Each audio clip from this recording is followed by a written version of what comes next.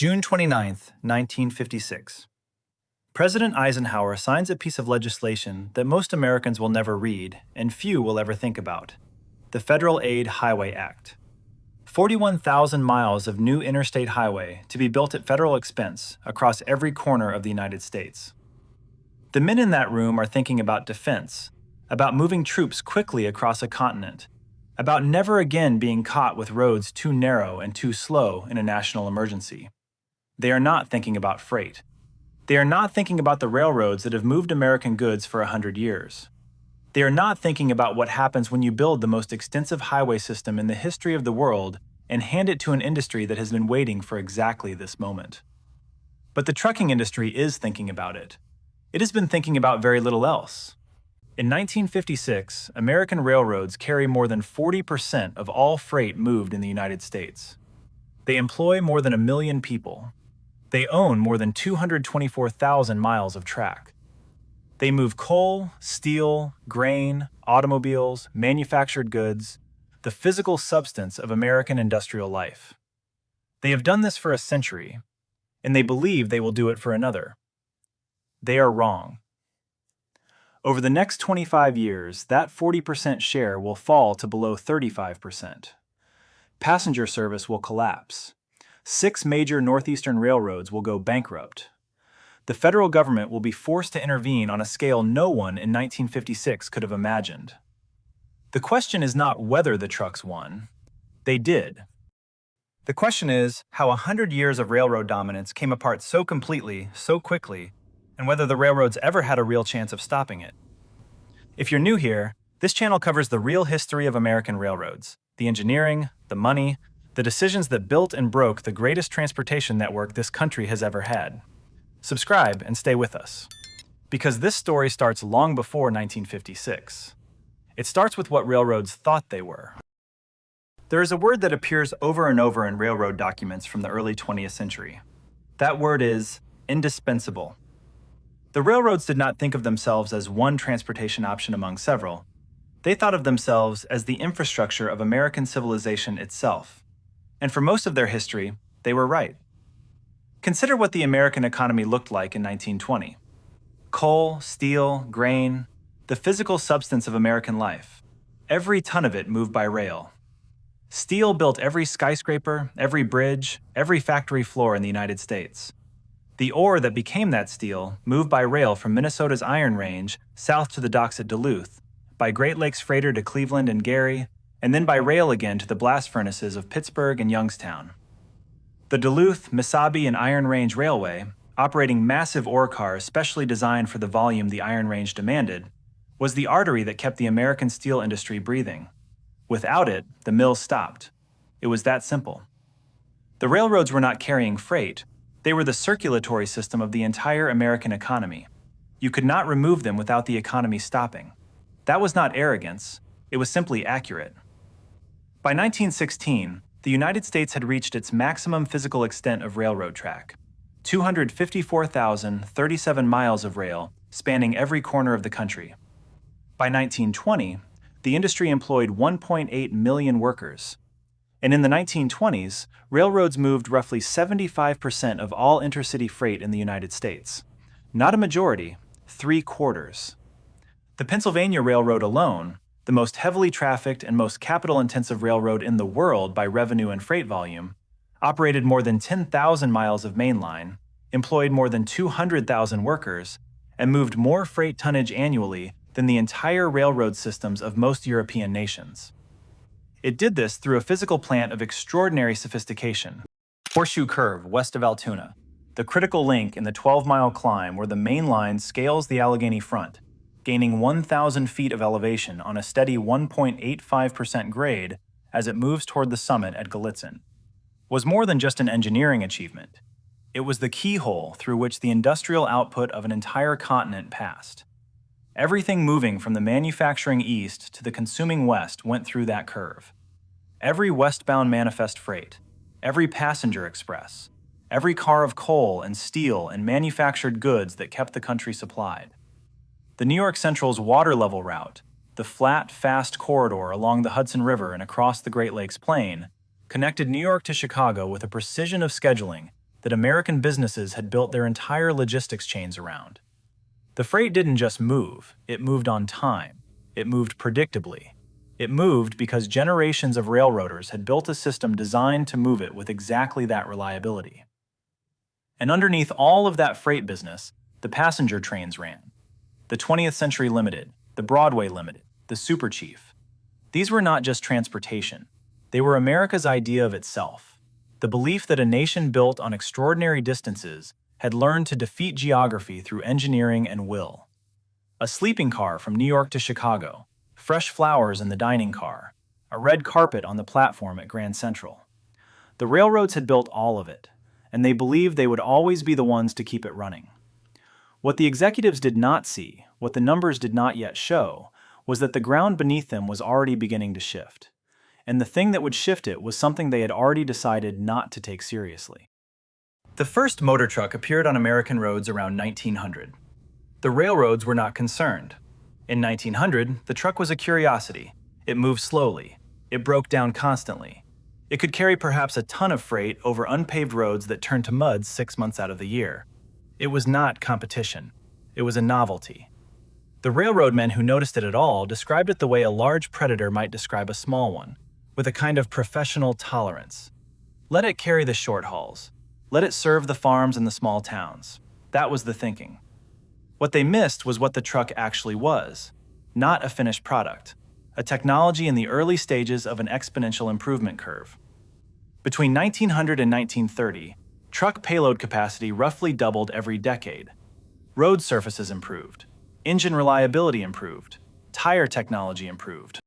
By the mid-1920s, a modern commercial truck could carry 5 tons of freight over increasingly improved roads at speeds that were genuinely competitive with local railroad service. The railroads noticed this. Some of them began lobbying for weight limits on public highways. They argued, correctly, that heavy trucks damaged road surfaces that taxpayers paid to build. They argued, correctly, that trucks received an indirect subsidy by using publicly funded infrastructure that the railroads, which built and maintained their own track at private expense, did not receive. These were reasonable arguments. The trucking industry had reasonable answers. And in a democracy, the industry that delivered goods directly to your door, that did not require you to haul freight from a railroad terminal to your warehouse, had a political argument that the railroads were never quite able to counter. The truck was convenient. The railroad was not always convenient. That distinction would eventually cost more than anyone in the industry imagined. But the railroad's real problem wasn't the truck that existed in 1950. It was the road that was about to be built. After World War II, the American trucking industry was transformed in ways that would only become clear afterward. The war required moving enormous quantities of military equipment and supplies across the country. The railroads carried most of it. But it also required truck drivers, millions of men who learned to operate heavy commercial vehicles under demanding conditions. When those men came home in 1945, many of them started trucking companies. The barrier to entry was low. A returned veteran could buy a surplus military truck, or one of the civilian models coming back into production, obtain an Interstate Commerce Commission operating license for a modest fee, and be in business within weeks. No track to lay, no right-of-way to buy, no terminals to build, just a truck and a route and a willingness to move freight at prices the regulated railroads could not legally match. The industry fragmented into thousands of small carriers, each one undercutting the next, each one willing to negotiate rates that the railroad tariff system made structurally impossible for the railroads to compete with directly. But what the post-war trucking boom did to the market was modest compared to what the federal government was about to do to the road. The interstate highway system did not appear from nowhere in 1956. It had been proposed, debated, partially funded, and argued over since the early 1940s. The Army had published its own study of the American road system in 1944. General Eisenhower understood roads the way few politicians ever had. In 1919, as a young Army lieutenant colonel, he had participated in the first U.S. Army transcontinental motor convoy, a journey from Washington, D.C. to San Francisco along the old Lincoln Highway. It took 62 days. The convoy averaged 5 miles an hour. Trucks broke through wooden bridges. Vehicles sank in mud that had no bottom.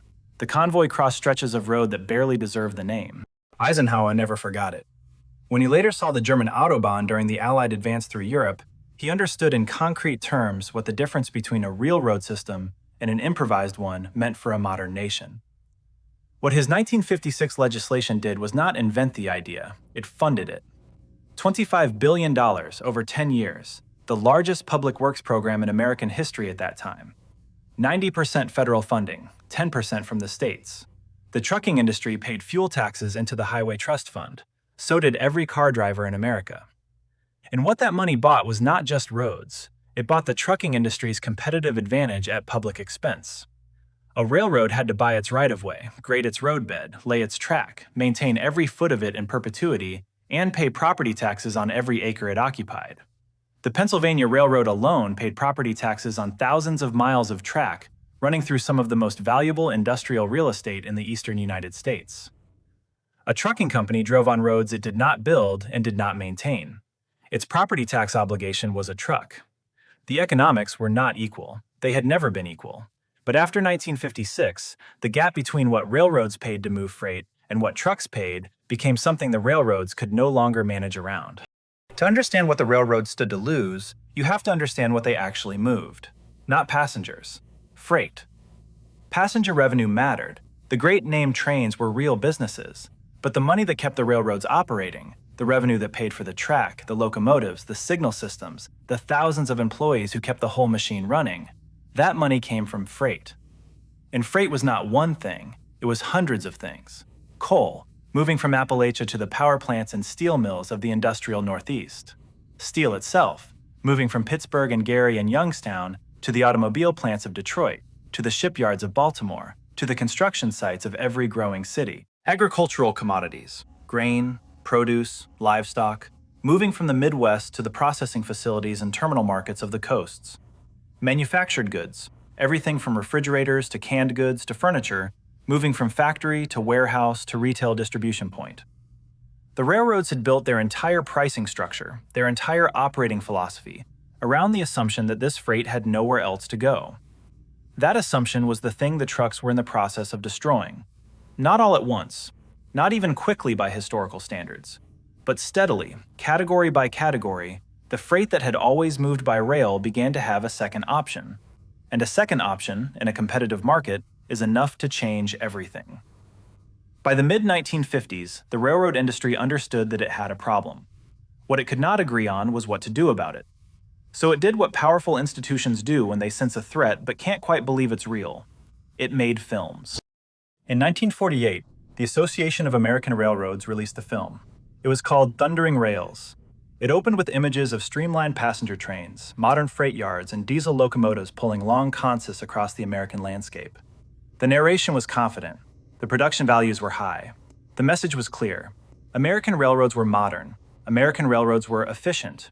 American railroads were essential. It was the kind of film a worried industry makes when it wants to stop looking worried. Over the next decade, the Association of American Railroads would produce film after film, making the same argument in increasingly polished terms. Big trains rolling. Mainline USA at this moment. Each one cost serious money. Each one reached serious audiences. Civic organizations, schools, congressional offices. The kinds of places where policy gets made. And here's the thing that makes the story genuinely uncomfortable. The railroads were not lying. And each one was, in its way, honest. The railroads were modern. They had invested billions in diesel locomotives, new freight cars, computerized car accounting systems, centralized traffic control. The nickel-plate road's 284 Berkshire locomotives, the pinnacle of high-speed steam freight technology, eventually yielded to ALCO road switchers and EMDF units that could be serviced faster, dispatched more reliably, and operated by smaller crews. The NKP had been one of the last holdouts. Their Berkshires were so efficient at high-speed manifest service that early diesels could not offer a compelling economic advantage over them. The railroads did not surrender steam easily. In 1954, the Norfolk and Western, determined to prove that American coal could still power the future of transportation, built the John Henry, a massive steam turbine electric locomotive, 161 feet long, designed to combine the power of steam with the electrical transmission of a diesel. It was a genuine technological gamble. It failed. Not because the engineering was bad, but because the diesel's real advantage was not speed or raw power, it was availability. A steam locomotive required intensive boiler work, constant fuel and water replenishment, and lengthy servicing after every run. A diesel could run 20 hours a day with minimal attention. That difference, in availability, not in horsepower, is what ended the steam era. At Conway Yard outside Pittsburgh, the Pennsylvania Railroad had built one of the most sophisticated freight classification facilities in the world, a hump yard where computerized retarders and gravity sorted thousands of cars per day into precisely assigned departure tracks, a level of precision that no earlier technology could have matched. The railroads were not standing still. But the trucking industry was moving faster, and the trucking industry had its own films. In 1948, the same year the railroad industry released Thundering Rails, a film called Horizons Unlimited appeared in civic halls across the country.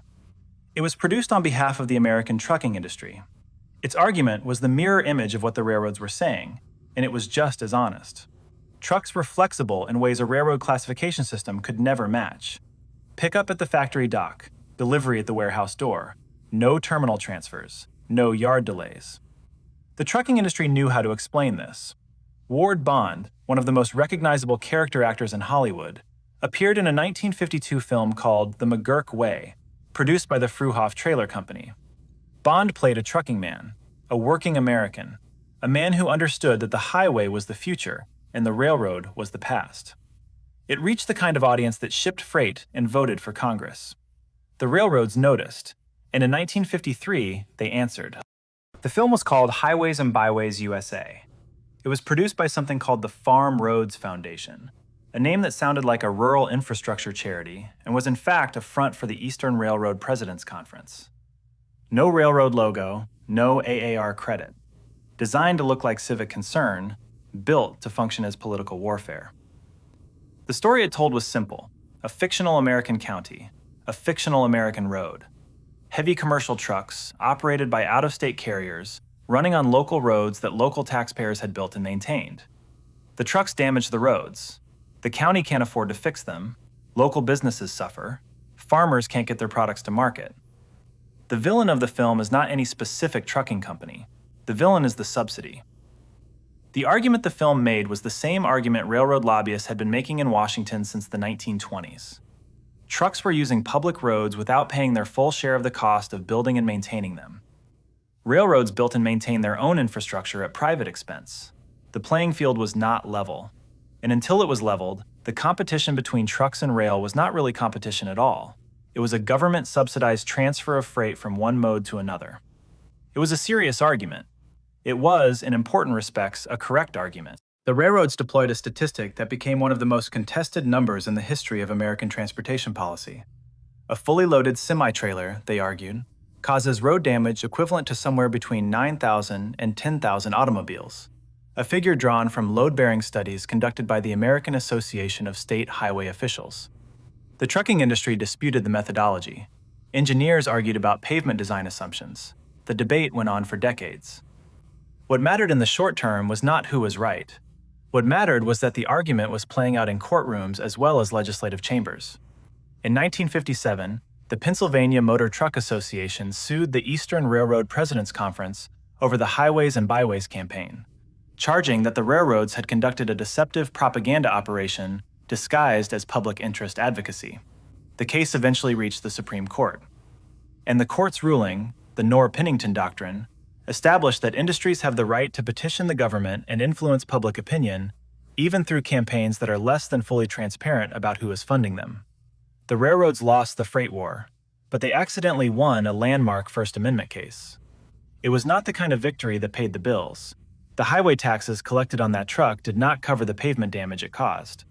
The difference was made up by general taxpayers, including, indirectly, the railroads themselves, which paid property taxes on every mile of track they owned. It was a genuine policy problem, but it was not a problem that the American political system was going to solve in the railroad's favor. Not in 1953, not in 1956, not ever. The trucking industry had too many allies. Every small business that received a truck delivery, every farmer whose grain elevator was served by a motor carrier, every congressman whose district had a trucking terminal or a highway construction project. The railroads had engineers and operating men and a century of institutional tradition. The trucking industry had the American public. And in a democracy, that difference matters. While the propaganda war played out in meeting halls and congressional offices, The actual freight numbers were doing something the films could not hide. Railroad freight ton miles, the standard measure of how much freight the railroads were actually moving, had peaked in 1944 during the war. In the decade after the war, they had held relatively steady, but the railroad share of total freight was falling every year. The economy was growing, total freight was growing. Railroad freight was growing too, but more slowly than everything else. In 1945, railroads moved roughly 68% of all intercity freight in the United States. By 1955, that number had fallen to below 50%. By 1965, it would fall below 43%. The trend was unmistakable, and it was not uniform. The freight the railroads were losing was not the bulk commodities, not the coal, not the ore, not the grain. Those commodities moved in such volume over such distances that the economics of rail remained decisive. A 100-car coal train from West Virginia to a power plant in Ohio did not have a trucking competitor. It never would. What the railroads were losing was the manufactured goods traffic, the cartons and pallets and crated merchandise that had always moved in boxcars, the freight the men in the industry called merchandise traffic. This was the high-value freight, the freight that generated the most revenue per ton mile, and it was exactly the freight that trucks could serve best. The boxcar that carried that merchandise had to be ordered in advance, moved to a loading dock, filled, sealed, routed through a yard, transferred perhaps twice before it reached its destination. The whole process might take a week. A truck could load at the factory and deliver the next morning. For a retailer trying to manage inventory, the choice was not difficult. The railroads understood this. They had a partial answer to it. It was called TOFC, Trailer on Flat Car, piggyback service. Load a truck trailer onto a flat car, move it to its destination by rail, deliver it by truck. Best of both worlds. The railroad industry began developing piggyback service in the early 1950s. By the end of the decade, it was carrying millions of trailers annually. It was a genuine innovation. It was genuinely competitive. But it was not enough. Because the railroads were not just losing freight to trucks, they were losing the political argument about what transportation policy should be. And in 1956, that political argument ended with a stroke of a pen. In 1957, the Association of American Railroads released its most ambitious film yet. It was called Mainline USA. The production values were higher than anything the industry had attempted before. Color photography, sweeping aerial shots of streamlined trains crossing the American landscape, interviews with railroad executives who spoke with unforced confidence about the industry's future. The film made a sophisticated argument that American railroads had reinvented themselves for the post-war era, that the diesel locomotive and the modern freight yard represented a level of efficiency that previous generations could not have imagined, that the railroad was not a relic, it was a modern infrastructure operating at the center of the American economy. Every word of that argument was true. The EMDF units and E units that now pulled freight and passenger trains across the country were genuinely superior machines, more reliable, cheaper to operate, faster to service than the steam locomotives they had replaced. A modern hump yard like Conway, with its retarders and routing computers and centralized traffic control, could classify more freight in a single day than the yard forces of 1930 could have sorted in a week. The railroads had modernized, they had invested, they had done the things that forward-looking industries do, and it was not enough. Because the film that Mainline USA was implicitly competing with was not a railroad film at all. It was the interstate highway itself. Every motorist who drove a new American car on a new American interstate, smooth, fast, direct, taking you where you wanted to go rather than where the railroad went, was watching a different kind of film. A film about the future that did not have a railroad in it. The Association of American Railroads understood, at some level, that it was losing this contest. The films kept coming, the lobbying kept coming, the arguments kept coming. But by 1957, the highway was already built. The decision had already been made. What the AAR was doing now was not changing the policy. It was trying to slow the cultural shift that the policy had already set in motion. And cultural shifts, once begun, do not slow easily. The Federal Aid Highway Act of 1956 did not by itself destroy the railroads. That is important to understand. The railroads would survive 1956. Many of them would survive the 1960s. Some would survive in one form or another into the present day. What the Highway Act did was make a series of outcomes essentially inevitable that had only been probable before. It committed the federal government to building 41,000 miles of limited-access interstate highway, roads with no grade crossings, no traffic signals, No speed restrictions below 55 miles an hour. Roads built, in many cases, to the exact dimensions required by the fully loaded semi-trailers that the trucking industry was already operating. Roads that would connect every major city, every major industrial center, every major port in the United States. And it funded those roads at 90% federal expense. The railroads had lobbied hard against it. Not against highways in general. They understood that roads served purposes that rail never would. They had lobbied for a user pay principle, for fuel taxes and registration fees sufficient to cover the full cost of the roads that trucks used. The argument was detailed. It was backed by engineering studies. A fully loaded semi-trailer causes road damage equivalent to thousands of ordinary passenger cars. The fuel taxes collected on that truck's operating route do not come close to covering the pavement damage it causes. The difference is made up by general tax revenues, revenues that include the property taxes paid by railroads on every mile of right-of-way they own. Railroads were, in effect, partially subsidizing the infrastructure of their own competition. The railroads lost that argument. The fuel taxes written into the 1956 Act were never calibrated to cover the damage that heavy trucks caused. The gap between what trucks paid and what roads cost would widen every decade as trucks got heavier, as the interstate system aged, and as the maintenance backlog grew. But the most important thing the Highway Act did had nothing to do with economics. It had to do with commitment. Once 41,000 miles of interstate was under construction, it could not be unbuilt. The concrete that went into those highways represented a permanent restructuring of American geography, a physical reality that the railroads would have to adapt to rather than compete against. The railroad industry understood this, and in the years that followed, it did something that industries in competitive decline often do. It made the argument louder, while the ability to change the outcome grew quieter. The films kept coming, the lobbying kept coming, the arguments about subsidies and road damage and the unequal playing field kept coming. All of it accurate, none of it sufficient, because the highway was already there. In the winter of 1969, Maine potato farmers loaded their harvest into specially equipped heater cars, railroad boxcars fitted with heating systems designed to keep produce from freezing on the long journey south. The cars moved to Selkirk Yard in upstate New York, the Penn Central's primary classification facility for New England interchange traffic. And there they sat. The Penn Central's computer systems, the IBM batch processing network inherited from the Pennsylvania Railroad, and the real-time system inherited from the New York Central, had never been properly integrated. No one at Selkirk could reliably track where a car was supposed to go, when it had arrived, or what was in it. Clerks were reduced to searching for trains with binoculars from atop the yard tower. The heater cars ran out of fuel. The potatoes froze. Then they thawed. Then they rotted. Thousands of tons of produce destroyed not by any act of nature, but by a classification yard that had stopped functioning as a classification yard. The farmers who had shipped by rail for 2 and 3 generations called trucking companies. They never went back to the railroad. The Bangor and Aroostook Railroad, the main line that had originally tendered those cars to Penn Central at interchange, watched its long-standing customers make a permanent decision based on a single catastrophic failure that was not even the BAR's fault. That was the operational reality of the Penn Central in 1969. It was not unique. It happened across the Northeast, with potatoes, with vegetables, with manufactured goods, with raw materials of every description. It happened because the Penn Central was in the process of collapsing under the weight of everything that had been deferred and mismanaged since its formation. But it also happened because of something deeper.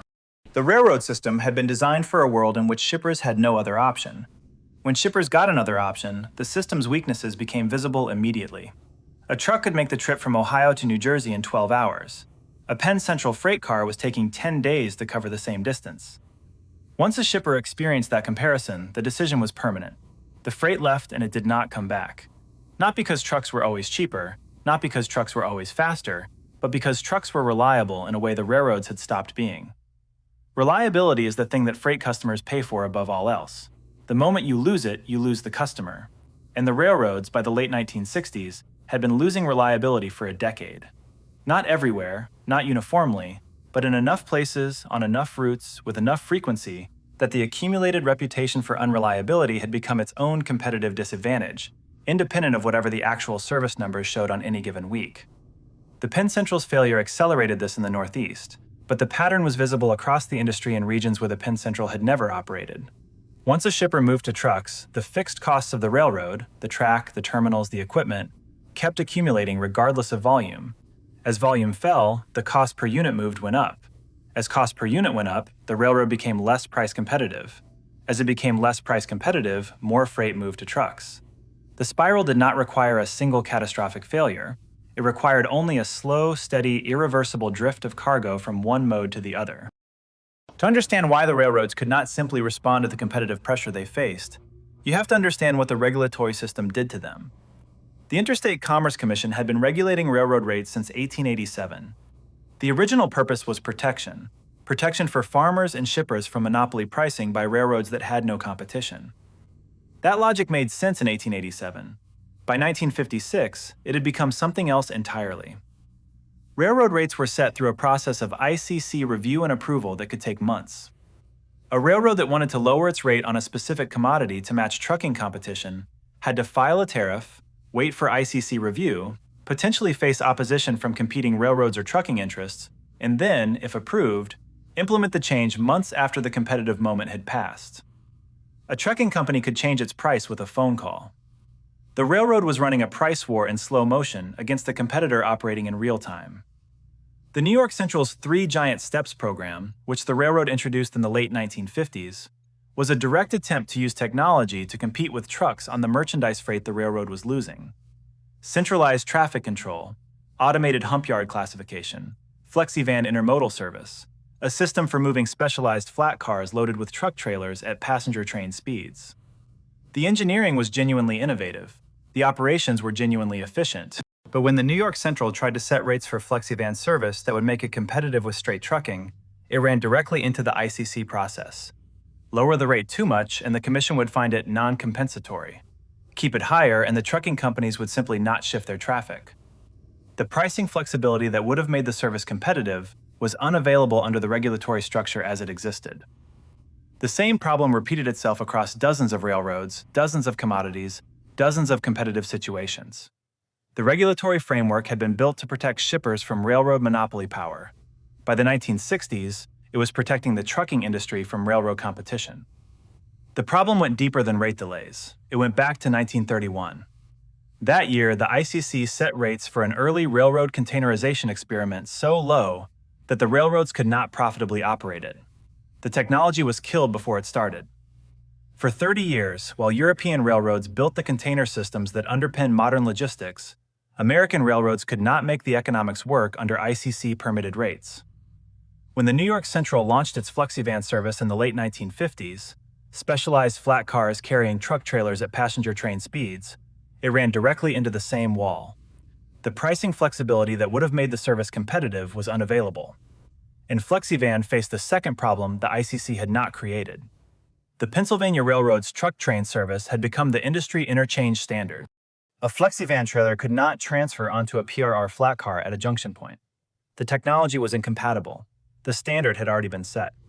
And ICC pricing rules made it impossible for FlexiVan to buy market share by undercutting truck trains' rates. There was also a more fundamental problem that neither system could solve. The railroads called it merchandise traffic, the high-value manufactured goods moving in boxcars, furniture, appliances, canned goods, clothing. Railroad pricing had long operated on what economists call value of service principles, charging more per ton for silk than for coal because silk could bear a higher rate and coal could not. This cross-subsidization had quietly financed the entire railroad pricing structure for decades. Trucks understood this perfectly. They did not try to take everything. They targeted the silk. They quoted competitive rates on the high-value merchandise, the freight that generated the most revenue per ton, and left the low-value bulk commodities to the railroads. One by one, the goods that had been subsidizing the less profitable parts of the railroad's traffic base moved to trucks. What remained was everything that trucks didn't want. The men running the railroads understood this. Their lobbyists argued it in Washington with increasing desperation. The Staggers Rail Act, which would finally deregulate freight rates in 1980, was 2 decades away. In the meantime, the railroads operated under rules that made responding to competition nearly impossible. The numbers reflected it. By 1965, trucking revenue had surpassed railroad revenue for the first time in American history.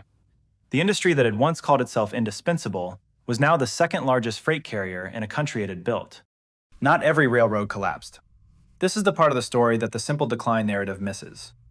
While the Penn Central was burning, while the Rock Island was failing, while 6 northeastern railroads were sliding toward federal receivership, other railroads were doing something different. The Norfolk and Western, the Southern Railway.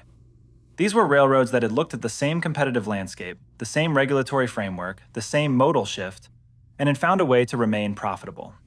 They did it by concentrating on what rail did that trucks could not. Not merchandise traffic, not the high-value manufactured goods that could be loaded in a truck and delivered door-to-door in hours. Bulk commodities. Coal, ore, grain, chemicals. The Norfolk and Western, anchored to the coal fields of West Virginia and Virginia, had a freight base that trucking could not touch.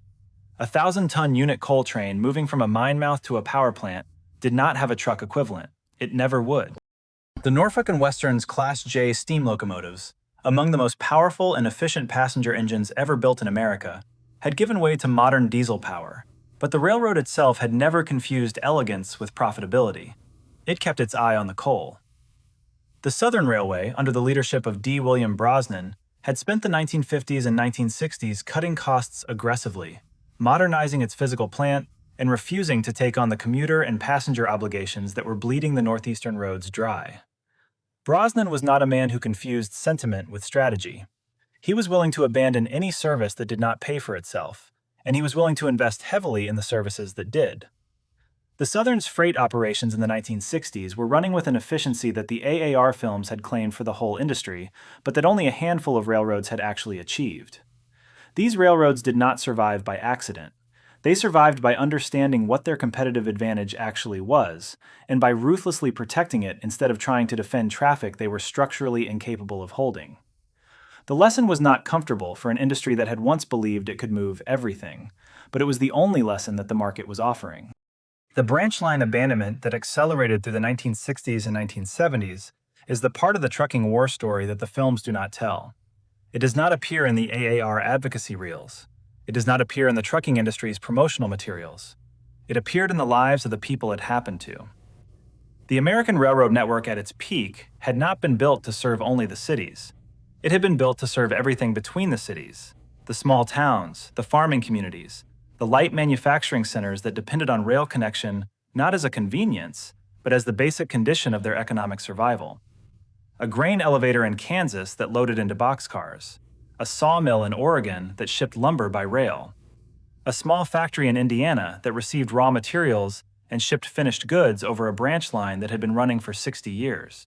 As truck competition cut into the railroad's revenue base, the railroads began a systematic calculation of which services were still profitable. Branch lines, with their light traffic, their aging infrastructure, their expensive maintenance costs, were almost never profitable under scrutiny. They were the first to go. The Interstate Commerce Commission had made abandonment difficult, another regulatory constraint that the railroads resented. But as the financial pressures intensified, the abandonments came anyway. Slowly at first, then faster. Between 1960 and 1980, the American railroad network would shrink by more than 40,000 miles. Each of those miles represented a community that had organized itself around a rail connection and now had to reorganize itself around a highway. Some communities managed that transition, others did not. The towns that did not manage it are still out there, smaller than they were, less economically vital, the old grain elevator or freight house still standing on the edge of town, a reminder of a connection that once existed and no longer does. The trucks won. For most of the country, the trucks were the right answer, but the branch lines are gone, and the towns that depended on them are still living with that outcome. By the early 1970s, the transformation was complete. Not complete in the sense of finished, the trucking industry would continue to grow its freight share for decades to come. Complete in the sense of irreversible. The American freight landscape had been reorganized around the highway. National carriers, companies like Yellow Freight, Roadway Express, and Pacific Intermountain Express, had built networks as comprehensive as anything the railroads had operated. They had terminals in every major city, regional hubs, long-haul routes that connected the coasts across the interstate highway system that the federal government had built for them. Their drivers had become a recognizable figure in American culture. The trucker, the man behind the wheel of a Kenworth or a Peterbilt crossing the continent on empty highways at 3 a.m. It was a genuinely romantic image. It was not an accident that it emerged. The trucking industry had spent 20 years cultivating the idea that the highway was freedom, that the truck driver was the inheritor of the frontier tradition, the covered wagon replaced by a cab over diesel with a CB radio and a load of manufactured goods bound for somewhere new. By the 1970s, that image had fully penetrated American popular culture. Country songs about truckers, films about truckers, a whole vocabulary, the 10-4, the smoky, the hammer down, that spoke of a culture that had not existed 30 years earlier and that now felt as American as anything in the national imagination. The railroad man, once the iconic figure of American industrial progress, the man who drove the locomotive across the continent, who laid the track through the mountain pass, who connected the coasts, had been replaced in the cultural imagination by the trucker. That shift was not just aesthetic. It reflected a genuine economic reality. The railroads were no longer the most visible infrastructure of American commercial life. The highway was. You could see the highway. You drove on it every day. You passed the trucks every mile. You understood in a visceral way that this was how America moved. The railroad was invisible to most Americans in a way it had never been before. It ran behind fences and through industrial districts. It crossed your path at grade crossings that felt more like interruptions than moments of contact with something important. The men who worked it did not drive through your town or park outside your diner or fill your gas station. They moved freight on the other side of a fence. And slowly, quietly, the cultural significance of that work, the weight of what it meant to be the men who kept the industrial economy moving, transferred from the railroad to the highway. The trucking industry had not just won a competitive battle, it had won the story. The Staggers Rail Act of 1980 is not usually discussed in the same conversation as the trucking wars of the 1950s and 1960s, but it should be. Because the Staggers Act, the legislation that deregulated railroad freight rates for the first time in nearly a century, was the direct consequence of everything the trucking war had produced. The Northeastern Railroad crisis, the Penn Central bankruptcy, the 6 other Northeastern railroads that had followed Penn Central into receivership. These were not abstract policy problems. They were the visible result of an industry that had been regulated, subsidized against, and competed against on unequal terms for 30 years. Congress recognized, finally, what the railroad industry had been arguing since the 1940s, that the regulatory framework was not protecting the public from railroads. It was preventing railroads from surviving. The Staggers Act gave railroads the pricing flexibility they had been denied since 1887. They could now compete for freight. They could price to win business. They could walk away from business they could not profitably carry. Within a decade, Conrail was profitable. Within 2 decades, the American freight railroad system was carrying more ton miles than it had at any point in its history. More tonnage, more efficiently, at lower real cost than any comparable freight system in the world. It was a genuine revival. The numbers are worth stating plainly. Since the Staggers Act took effect in 1980, real freight rates, adjusted for inflation, have fallen by roughly 44%. The American freight railroad today moves more tonnage, more efficiently, at lower real cost than any comparable system in the developed world. That is the outcome of deregulation. It is also the outcome of a 50-year competitive defeat that stripped the industry down to the operations where it genuinely could not be beaten. But it was a revival built on a much narrower foundation than what the railroads had once occupied. The merchandise traffic was gone. The branch lines were gone. The local freight that had sustained thousands of small communities and their connection to the national economy, gone.